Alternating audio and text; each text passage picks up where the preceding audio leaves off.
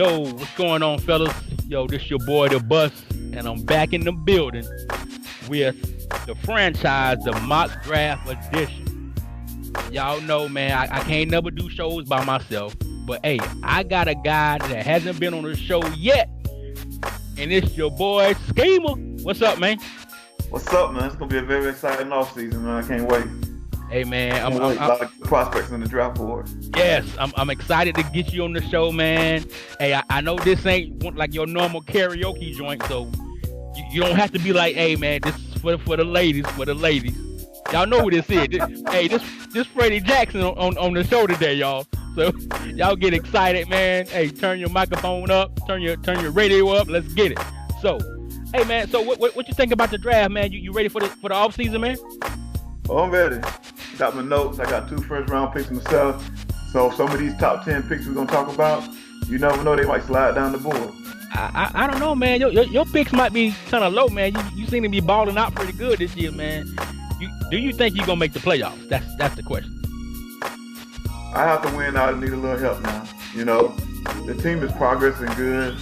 For year 4 going forward would be totally different. Right now, we're just gonna win our 2 games. Try to, and then go from there. But a lot of jobs on the line for the off season. We're looking to answer a lot of questions. All right, so you know we always say, man, it's not a race, it's a marathon. Yeah. And the off season is where teams can, prepare for high stakes. They can make that wrong pick, or they can make that golden pick, and come in with a starter from day one. So. I know a lot of teams probably looking to hit on these draft picks, man, and a lot of these dudes say they gurus, but y'all know The Bus is the guru of these mock drafts. So, yes, sir.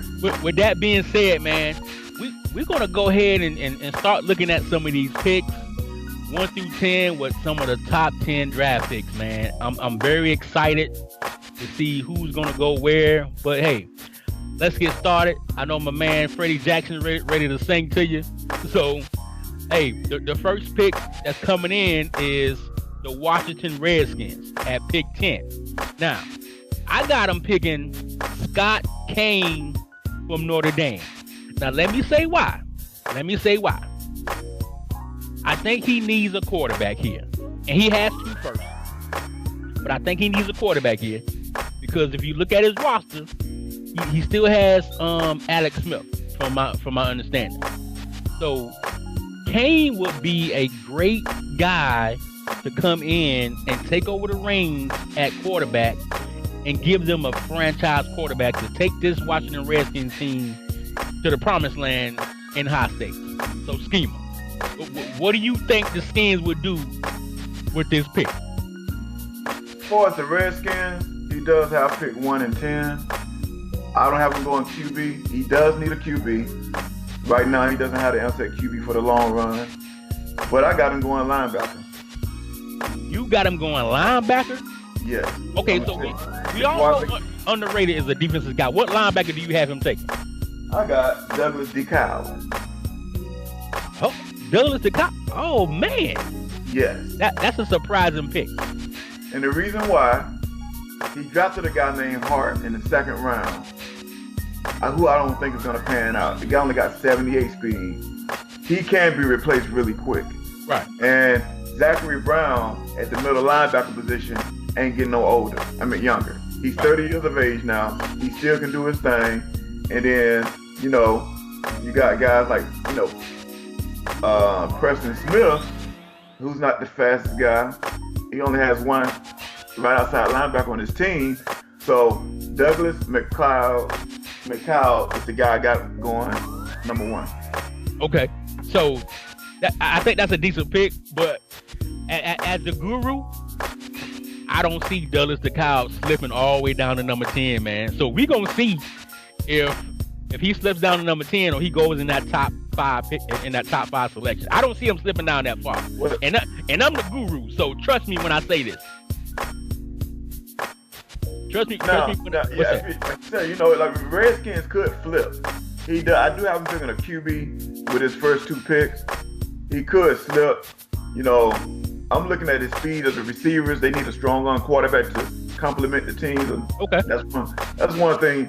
And I think that it's more QBs out there than the linebackers. So, I mean, we'll definitely see.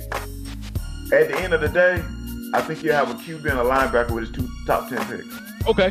We'll definitely see what the Redskins do with this top 10 pick. But, hey, let's swing on over, man, to the NFC North with the Detroit Lions.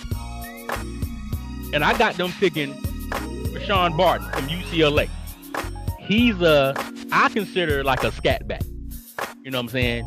And the reason I have them picking this running back from UCLA is when you look at the Detroit Lions roster now, they can use some talent at the running back position. They still got Amir Abdullah.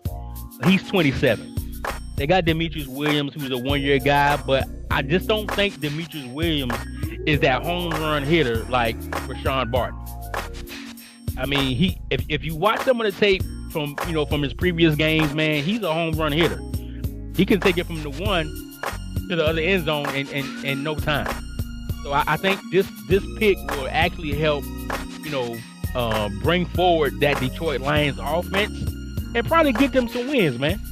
So I got them picking the running back. I don't know who you have them picking at number 9, but please enlighten us. Yes, I will. At pick 9, I got running back as well, but a different one.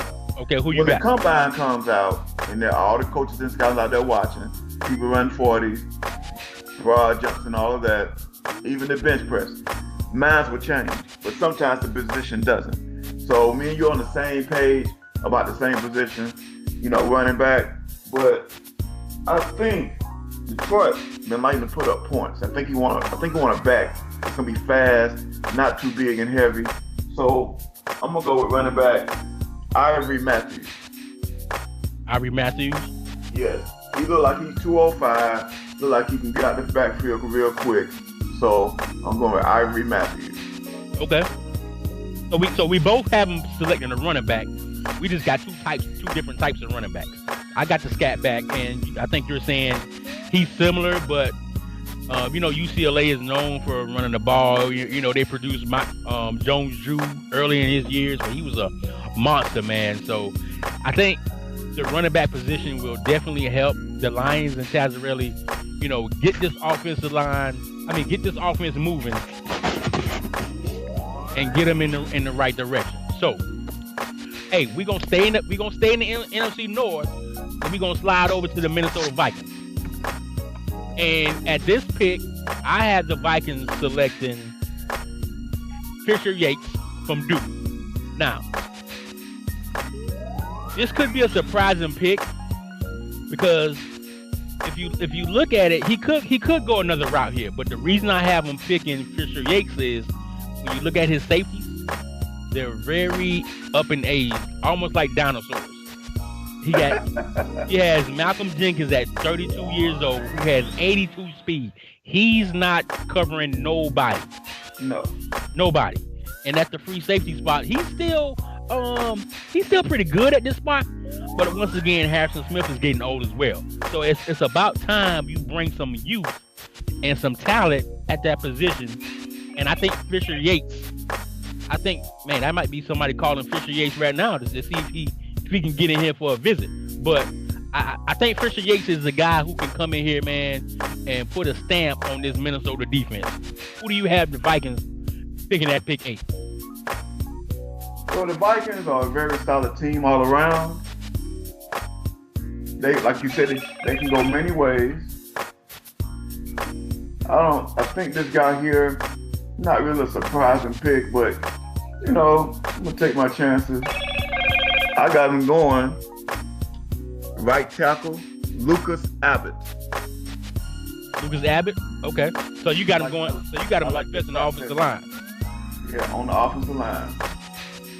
Because right now, when you look at the Vikings line, they can really use some help. I think he's picked a couple of rookies, and in the past, the right tackle spot can use some help. He only has 59 awareness with George Cody as a rookie. He only has 50 awareness with a guy who's 24 years of age, Brian O'Neill, with 50 awareness. And none of those guys have 80 plus above in the key categories, and what it takes to be a great offensive lineman. So I'm going right tackle, Lucas Abbott. Okay. You know what? I can see him possibly going that route because if you remember last year with his first round pick, he drafted a quarterback out of Miami, which is Alexander Murkowski. Now, he could be trying to get some offensive line in there to protect his investment. So I think either way he goes, Fisher Yates or Lucas Abbott, I think it's a win-win situation for him. So it's going to be based on what he thinks is more important. Stopping people from scoring or protecting his quarterback and allowing himself to put some points on the board. So we'll see what the Vikings do in this upcoming draft. Now, once again, we're going to stay in the NFC North and we're going to move on to the Chicago Bears. I have Chicago Bears taking Taylor Soliday out of Texas A&M. And I think this is a great pick for the Bears because if you know how the Bears play, they love running the ball. And if you look at, some of the draft stories about this guy, he's supposed to be one of the strongest guys in the draft, if not the strongest. So you take a guy like that and you put him on the line with Whitehair and Daniels and Charles Leno Jr. was traded a couple of seasons ago, so he's not there anymore. But they drafted 2 rookies last year, but one of them may not be panning out. So look for the Bears to address that O-line and take Taylor Soliday from Texas A&M. Game them. Hey, tell the guys who you think the Bears gonna pick, man. I got the Bears going Bradford Valentine. He definitely will address the O-line. There's been rumors about other O-linemen as well. But, you get to this pick, you can be like, okay, it could be a toss-up between 2 linemen. So, I'm going to go with Bradford Valentine. So either way it goes, you got the Bears, selecting the O-line rather than Bradford Valentine. And I'll tell you why. Yeah, tell me why. Kyle Long is 31 years of age. His most important stats are like in the 70s, 79 or lower. He only has 80 plus in lead block and finesse block. His impact is 75. The Bears got to go O-line.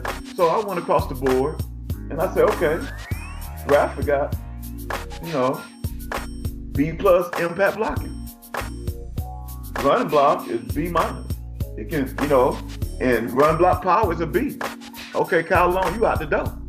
So I got offensive lineman, dog. So he has offensive lineman Valentine.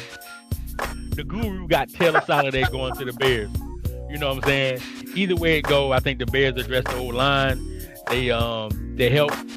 They bring in some help. Keep the running game going with Howard and Cohan, and they just continue to plow over some of those defenders. Hey, he said Kyle Long out the door, so we're gonna see what happens to the old vet. All right, so let's keep it moving. Let's switch on over to the West, man.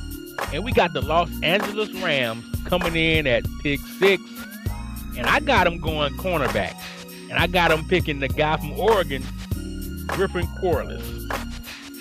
I think this guy will be something special.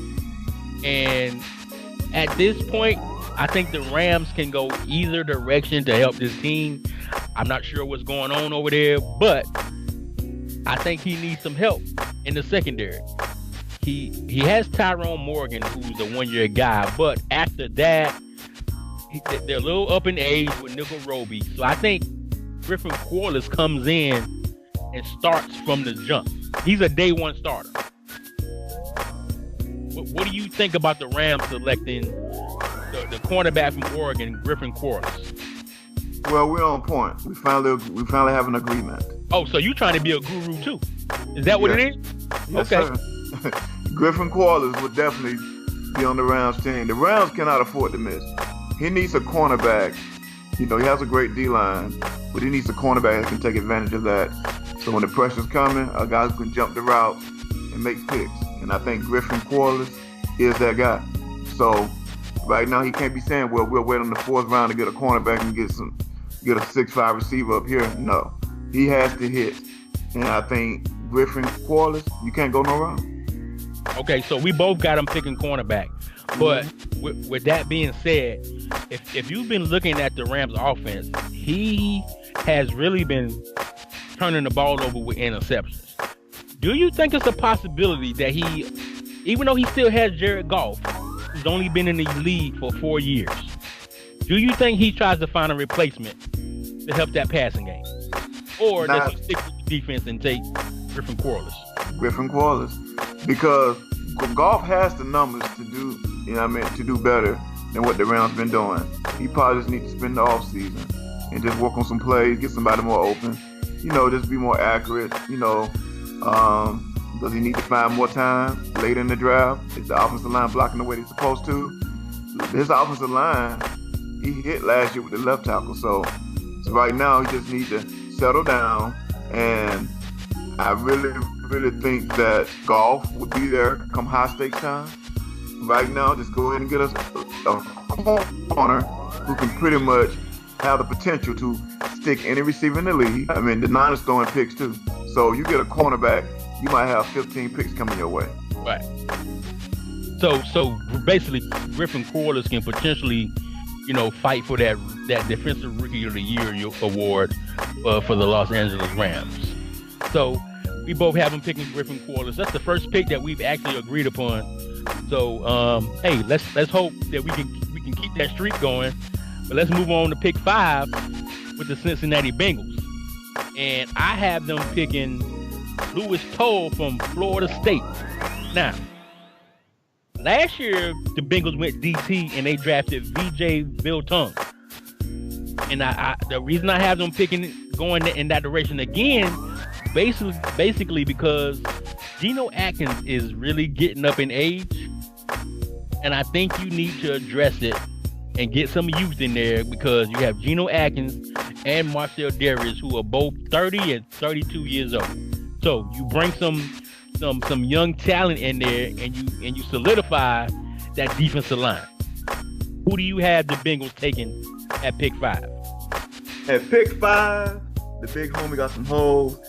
I mean, he got some explosive, Chris Murray in this division with the Browns. A lot of people might say, hey, you know what, get a cornerback. But he don't need that. He got William Jackson, who's a beast. One of my top 3 corners on the game. So I looked at the linebackers. If he can get a linebacker that starts out at 75 awareness and play recognition, it'll be a good pick. He has Malik Jackson on the outside. I like Malik Jackson's potential. But, man, you talking about the Bengals and what people like to do on this game. The Steelers, just to me, he should be focused on beating his divisional opponents. Not so much just, the whole entire league. Right now, with a linebacker, Preston Brown with 78 speed, Belton only has 80 speed. I got the Bengals focusing in really hard at the linebacker spot. And I'm going with Lewis Kennedy. Lewis Kennedy. You're going with Lewis Kennedy. A middle linebacker. Definitely will be a wise pick here, because right now they don't have the answer at middle linebacker. So you take Lewis Kennedy over the D line? Over the D line? Is that what you're saying? Yeah. Okay, right now. So you got Lewis Kennedy coming out of the youth, Miami, and we all know how those players come out the youth. You know what I'm saying? They party. They smoke dope. They do everything they can to have fun down there at the youth. Now, I hope his partying doesn't, transfer over to him being a professional athlete and get him suspended maybe the first 3 or 4 games of the season. So, hey, I mean, but he'll probably fit right in with the Bengals, man. Either way it go, I think he going with the DT or middle linebacker can really help that defense. You're right. The middle of the defense, your division. People watch some of your games. The middle of the defense not only is slow, it's getting old. Some this pick has to be somewhere in the middle of the defense. The teeth of the defense on this game cannot afford to be weak. Okay. So either way it go, we had the Bengals, focusing their draft on the defense. And many people say defense wins championships, and I believe in that. So I think the Bengals will make out with either way they go, but they have to go defense. So let's move on, man, to pick 4, and that's the New York Giants, Odell Beckham's team. I got them picking the safety from Penn State, Pierce Baldwin. Now, I think this is a great pick for him because he needs some speed and a little bit of youth at that free safety spot. Now, he has a rookie there now, Vincent Hoover from Appalachian State. I just don't think he's the guy. I mean, he's from a small school. He's not really, used to that big-time competition like, Pierce Baldwin at Penn State. And Vincent Hoover is 5'11", 209 at 84 speed. He's not covering anybody. He's going to get burnt. So that's when you go in, you draft Pierce Baldwin and have him come in day one, and he teams up with the other strong safety, Landon Collins. Now you have a dynamic duo in the secondary. That's who I have the Giants picking with the 4th pick, Pierce Baldwin from Penn State. Schema, you up. What you got, man? I got the Giants trying to get Beckham some help. I think Beckham is still there for the long run. I took a look at his team. The wide receivers really ain't no threat, outside of Beckham, who's actually hurt right now. So you definitely could get, another receiver. I got the Giants picking wide receiver Bryant Bowman. Okay. Bryant Bowman to get some help, to be more explosive. I think because this guy's coming close. He's had a lot of close games, losing on the last minute drives sometimes. I think right now you're playing Philadelphia, he's roaming around the field, probably trying to take away, Ingram and Beckham. So if you can solidify the second receiver position with Bryant Bowman, I think it'll get them over the hump and potentially fighting for a playoff spot next year. Okay, so you got him picking Bryant Bowman. I got him going defense with Pierce Baldwin. Now, earlier I heard you mention trying to get Odell some help. Now, do you mean trying to get the Giants some help or Odell some help? Because Odell needs a doctor right now. That's what he needs because he's been on the shelf for pretty much this entire season. So I don't know if you were saying get Odell some help because I don't think Bryant Baldwin can help him. Odell needs to go see a chiropractor, a doctor, or he has a torn pectoral. He's been out. He's going to be out for 23 weeks. So Bryant Baldwin could potentially be the replacement for Odell. Exactly. That'll work. That'll work. You need a guy. You need to come in and fight to get Rookie of the Year because some of the guys on this team are still young. They're like 71, 70 overall. They need a stud. And I think Bryant Baldwin, I think the game might have him like an 80-plus overall when he pick him. And try to get that guy to a 90 overall before it's time to go in the high stakes. So Bryant Baldwin could potentially be a 90-plus overall receiver. All right, so Baldwin could, yeah, you're right. So now let's move on to pick number 3, and that's the Denver Broncos. And I got them picking supposedly the best player in the draft, and that's Kevin Purdom from Oregon. Yo, everybody's gonna be trying to trade their girlfriends, their kids to get this quarterback from Oregon. This guy is supposed to be the guy. Now last year the top quarterback, the Titans picked him from FSU, Bennett Claybrook. How do you think this quarterback will be in Denver? Or do you have the Denver Broncos going another direction? Well, Denver, to me, has probably the worst quarterback situation there is. That's just my personal opinion. He has the worst, out of all these top 10 teams we're talking about, he has the worst QB situation out of all these top 10 teams. So, you never know, man. He might be need to try to get pick number 1 or whatever. But I do have him going quarterback. Let's see. But once again, I kind of flipped it a little bit because the Broncos and the Redskins got 2 picks in the top 11. So they have to make a decision. They take a chance on the QB to fall and hit on another position, or take the QB now and just take the best player available at the next pick. So I know the Broncos gonna go QB, but with the 3rd pick, I got linebacker stringer. You got stringer? Linebacker stringer. Marshall, the middle linebacker, is getting old. Right. Yeah. You know, so if you look at that situation, he's 30 years of age. He can plug a guy in the middle. And I think this guy's an upgrade at the linebacker position. He needs some defense. And then you can say, okay, you got 3 to 4 quarterbacks, the potential first rounders. Let it fall to pick 11. He might go that route. But I wouldn't be surprised if he went QB at pick 3. I wouldn't be surprised. Yeah. I mean, I can see that pick. I just look at him as getting another quarterback. He drafted one a year ago. The guy from Missouri, Julius Ballard. I mean, in college, Julius Ballard was great. I mean, he could make every pass. He could run, but it just hasn't, converted over to the DML. And I think he's going to be trying to, address the quarterback position again, which is why I have him picking Kevin Purtle. So not a bad pick. Yeah. Not bad at all. Not bad. Yeah. So let's keep it moving, man. We're gonna go to pick 2, and that's gonna be the Buffalo Bills. Now, the guy who I have him picking, you had him going at pick 10. I don't see Douglas DeCole slipping all the way to pick 10. I think he goes at number 2 in Wisconsin. This guy can do it all. Now, I'm not sure how he compares to the top linebacker that came out of last year's draft, Will Clemens, but Douglas DeCole is a baller, man.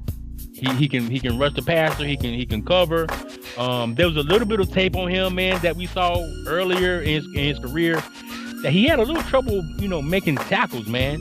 I don't know if it's because of his size or his technique, but I think the Bills go outside linebacker here, man, and they select Douglas DeCole. Now, I play the Bills twice a year. Yeah. Defense is solid. But, once he lost LaShawn McCoy, he started having trouble scoring. One game I was up, 28-0. Yeah. He scored a pick 6. That was his only score of the game. Okay. Then he gets shut out the next week. So I got him trying to address the running back position. And I'm going LaShawn Barton.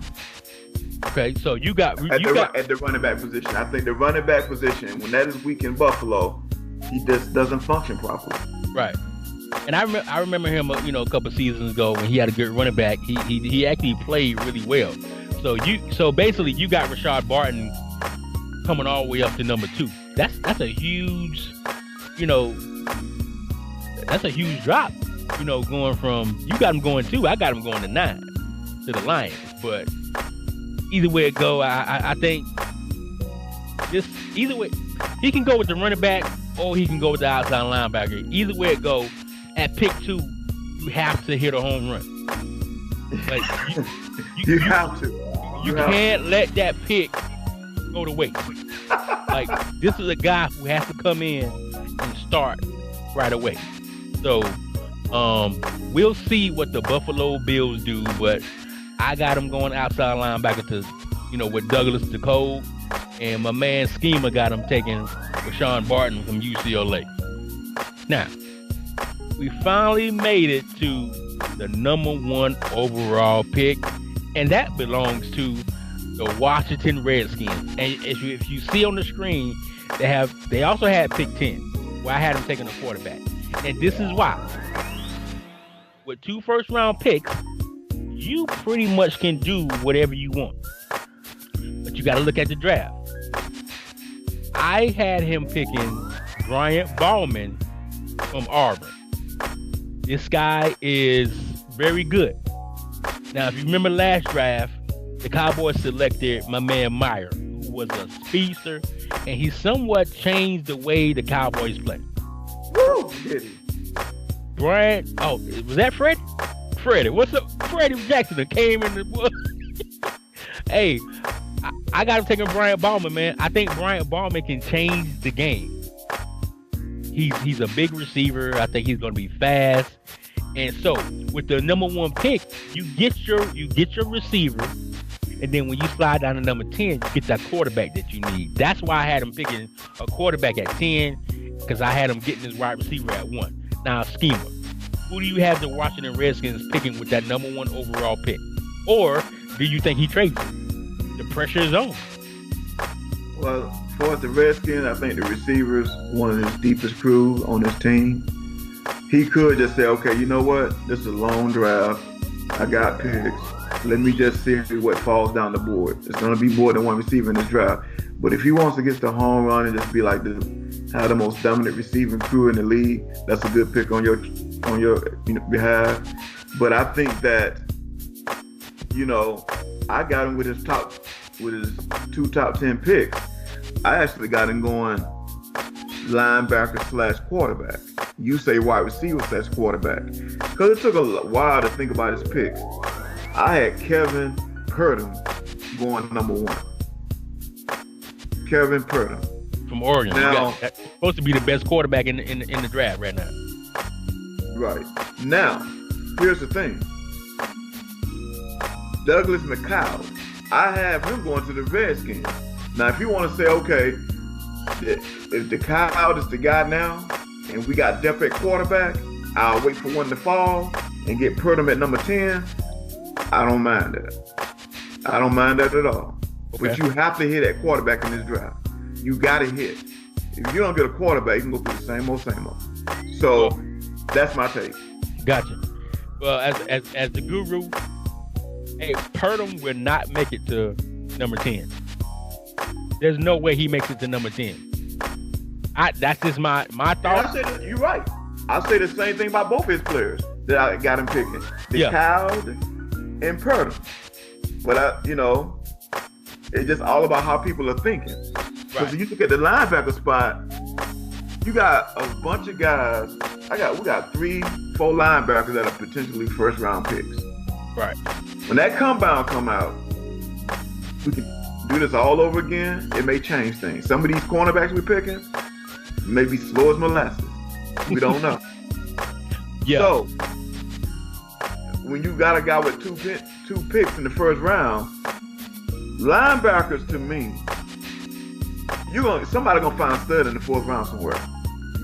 Trust me. They're gonna find a stud linebacker in the later rounds. Right. So he can say, well, let me get my quarterback out of the way and see if the Cow can make it. Somehow to make it. But like we said, we don't see the Cow making it to pick 10. You don't see that. Gotcha. Woo! You don't see Prado making it to pick 10, so he has to flip the coin and say which one I'm gonna go for first. Right. So, hey man, that's the bus early projection mock draft. We went through picks 1 through 10, and we gave you who we think will go where. Now, once the combine comes out, these picks will definitely, change. The teams where they at will probably change, and the players will definitely change because you don't know who's gonna fall, whose stock gonna rise once the combine comes up. So, hey man, as the guru of the mock draft, I want to thank my man Schema for jumping on. I'm pretty sure he got to go hit the karaoke and put on his Freddie Jackson voice. So, hey man, is there anything that you want to say before we exit stage left? Yeah, just good luck to all. I mean, the Redskins gonna be the most intriguing guy to watch, along with the Denver Broncos. They have 2 early picks, so I'm very excited. When you got 2 early picks like that, even a mock draft is tough to call. So everybody be wise. You know what I'm saying? Make good picks, and let's strive for the high stakes season when it all counts. That's it, man. So, hey, y'all heard from my man Schema. Hey, so before you go, man, hey, make sure you guys tune in to the DML Network hit the like on all the videos, leave some comments, hit that subscribe button.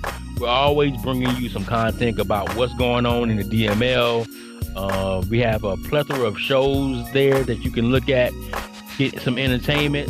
So until the next mock draft or the next show, yo, your boy the Guru, the Bus, and Schema are out. Gonna holler at y'all later. The Dynasty Madden League grind in 365.